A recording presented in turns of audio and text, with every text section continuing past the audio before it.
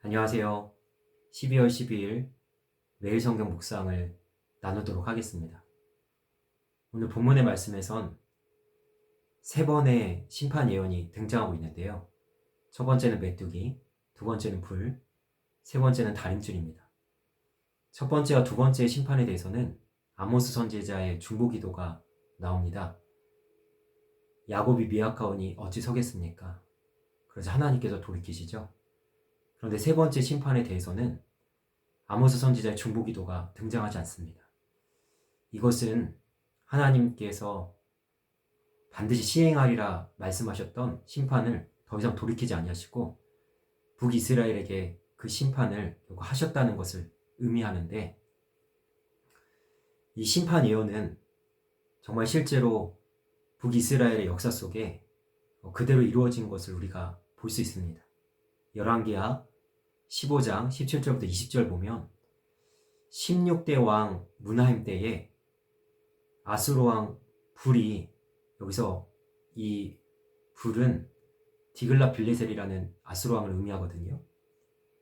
이 왕이 쳐들어왔을 때 이 북이스라엘 왕 문하임이 부자들에게 이렇게 받아가지고 은 1000달란트라는 이 조공을 바침으로 이 침략이 끝납니다.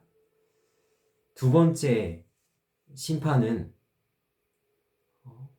열왕기하 15장 29절부터 31절에 등장하는데, 북이스라엘 18대 왕 베가 때에 디글라 빌레셀 이 아수르 왕이 쳐들어와가지고 게데스와 하솔과 길르앗 등지에 그 영토를 빼앗고 수많은 이스라엘 백성들을 잡아가죠. 그런데 이 아수르에 반역한 이 베가를 호세아가 모반하여 죽이고 왕으로 등극하고, 그리고 이 호세아를 왕으로 아수르가 인정하면서 이 침략도 또 그렇게 끝납니다.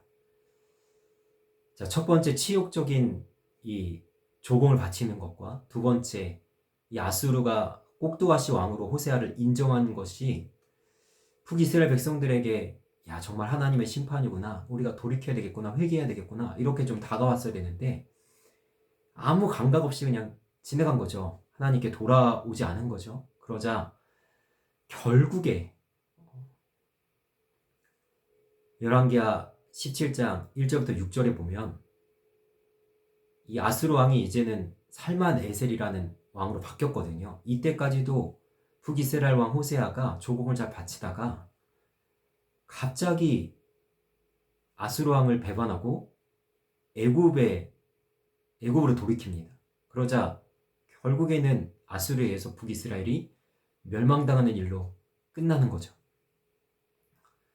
자, 이 역사적인 사실을 우리가 보면서 오늘 말씀 속에서 깨달아야 될 것은 뭐냐면, 하나님께서 첫 번째, 두 번째, 세 번째 메뚜기, 불, 다림줄이라는 이 상징으로 심판 예언을 하실 때 우리가 또 하나님의 말씀을 받을 때 어떻게 받을 수 있냐면, 이것은 그냥 말씀일 뿐이지, 그냥 상징일 뿐이지, 이렇게 가볍게 받을 수 있다는 거죠. 그런데 하나님의 말씀은 무겁게 실제적인 역사 속에서 이루어진다는 사실입니다. 우리에게 사건으로, 우리에게 진짜로 뉴스로, 소식으로 하나님의 말씀이 이루어진다는 거죠. 그러니까 이 무거운 하나님의 말씀을 우리가 어떻게 받아야 되냐? 무겁게 받아야 된다는 거예요.